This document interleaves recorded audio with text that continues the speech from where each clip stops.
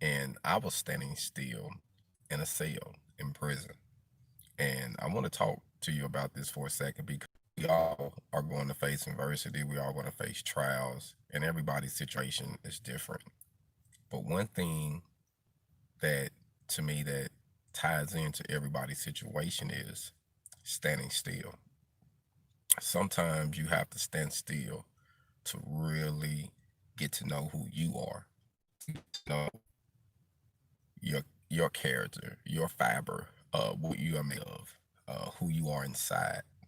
And it takes certain situations that you have to go through in order for you to face or to realize what your situation or who you are in that situation. I mean, and I want to share a small story with you with what happened to me in prison. And this is I probably was in prison when this situation happened, maybe 90 days.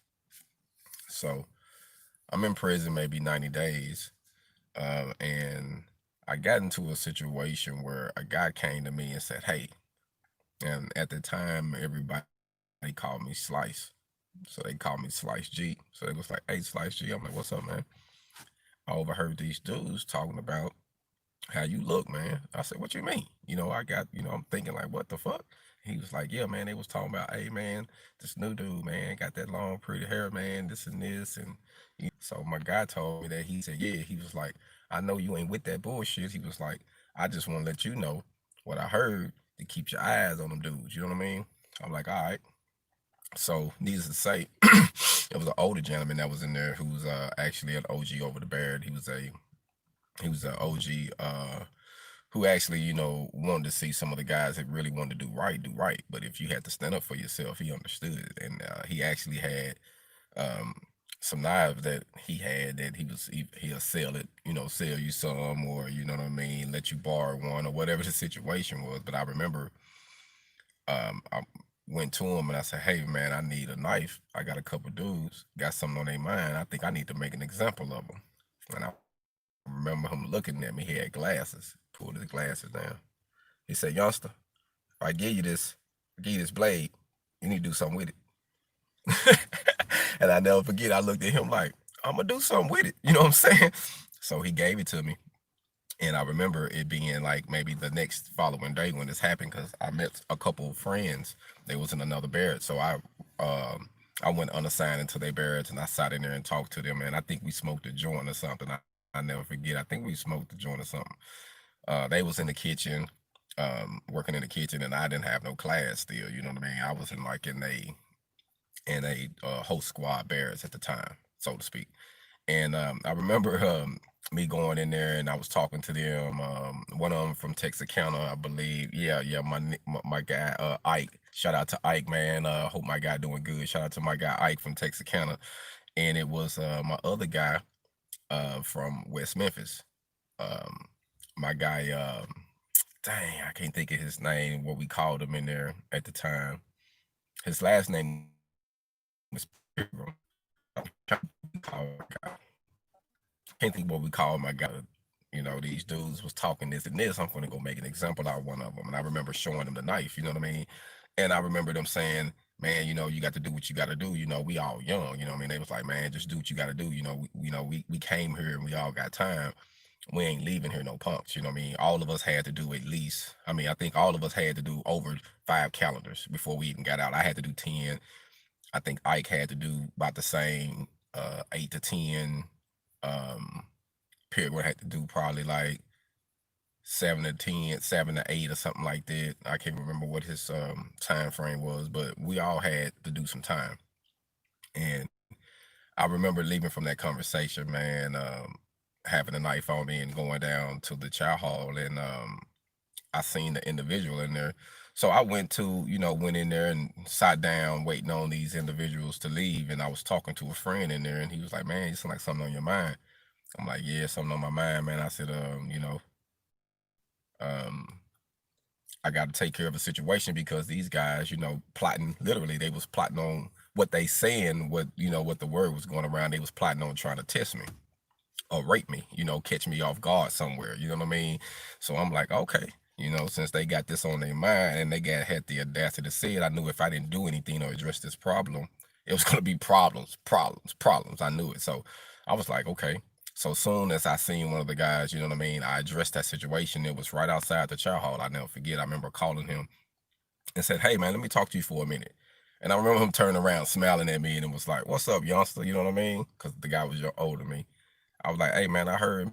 Remember him looking at me like, "Man, you can't be believing what everybody else say, man. You know these dudes, man, always on this BS." But you could tell the arrogance. And yeah, I said, "Hey, I got one more knife in my right hand," and I remember just giving it to him. Just I just blacked out, and I just got the stabbing dude, man. I remember officers trying to come and get me up off of him.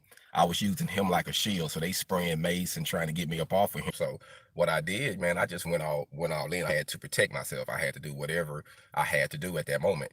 And like I say, I ended up going to the hole. I stabbed the guy. I don't even remember. I know it was a lot of times, 9, 13 times. I remember it was a lot. And I got attempted murder being in the hole at the time, man. I think that was the most loneliest time I ever had because I was isolated by myself in this small cell, and I had a lot of time to think and focus. And it was in that time, me standing still during that time, is when everything hit me. You know, I got up close to the city. They told me Thorne they was planning plotting some stuff, and he wasn't going. He stood for himself, you know. And I remember her seeing me coming up there and had tears in her eyes, but it wasn't from sadness. She was like, "Joe, you just don't know. I have had since your incarceration. It's like God let me know that you are going to be okay. You are going to stand your ground. You are going to come out of there okay." She said, because I was worried about you. You young. I know these older guys might try to take advantage of you. I don't know how you're gonna react. I was just praying that you're gonna be okay. And I had to stand still in that cell, man. During that time, I was locked up in that cell. I think I was back there probably 90 days or more, in a one man cell, and it just made me think about what I really wanted. And that's when she also was talking to me about welding. Hey, man, you should be a welder. I'm watching them on TV. They making good money. They travel. You can be able to teach others later. You can start a business. I mean, there's so much you can do. And she was like, I feel like welding is a better situation because I know you was raised in the streets and you're used to money, and that's the way to make some good, fast, legal money was welding. And she was like, hey, you should check this out. You know what I mean? So it was all on that time. I had to sit there. I had to think. I had to go through something. I was challenged. Like my manhood was challenged. You know what I mean? So I had to not only stand up for what I believed in, I had to stand up for my manhood because these guys, later I found out, I didn't know then, but later after going to court and the judge throwing the charges out, I found out that this guy had raped 3 to 4 people in prison. You know what I'm saying? So he was known for doing some messed up stuff to people that, you know what I mean? It was kind of like his karma situation. Because I remember when the judge threw it out, he was kind of like, he pretty much almost said like his karma was received because I was young and I stood up for this. And like, I'm young. This guy was a fully grown man. So he was like, man, you know, I felt like you got exactly what you deserved. They threw the charges out, and you know, it was what it was. They just gave me the prison sentence, which was just, you know, the good time and losing my class at that time, you know what I mean? But it was that time, man, me having to stand up and face that adversity, man, because that was something that I would have never dreamed as a man having to fight another man over my manhood. You see what I'm saying? But that was a situation that I faced, and that situation built so much character in me, man. It just showed me how violent people are.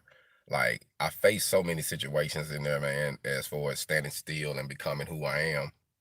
It took that situation to get me to embrace the fact that I'm somebody. I know who I am. I know my faith. I know my goal. I know what I'm gonna do in life, and I know that I had to fight for it. Like, and I think, you know, going through life and whatever you face in your challenges, your ups and downs, you're trying to get over the hump and build your business. I mean, you're gonna face challenges, and you're gonna have to stand up and fight. You know, like David and Goliath, you're gonna have to stand up and be willing to throw that sling, because even though David didn't have to get physically up on him, he still had to have the audacity and the faith and the courage to believe that, hey, I'm finna stand up to you. You're not finna just keep doing this to my people. You see what I'm saying? So I think that we have to just have that faith and that strength and that and that courage of knowing who we are and having no limit to to standing our grounds and to doing what we need to do to get over that hump. So if I could say anything to anybody, man, when you're going through your whatever you're facing, Those quiet moments is going to build character, and it's going to show you who you are. And you gonna have to know who you are. You gonna have to know. It ain't like someone else. Oh man, you this person. You know who you are. You know what you face, and then once you face something and you survive it, that's real critical. You know now that there's nothing you can't do. It doesn't matter if someone believes in you or not. It doesn't matter if you get a pat on the back or not. If you get a trophy, if others uh hip hop parade you in or whatever, it doesn't matter because you know what you can do. And once you know what you can do, there's no limit. Hog on.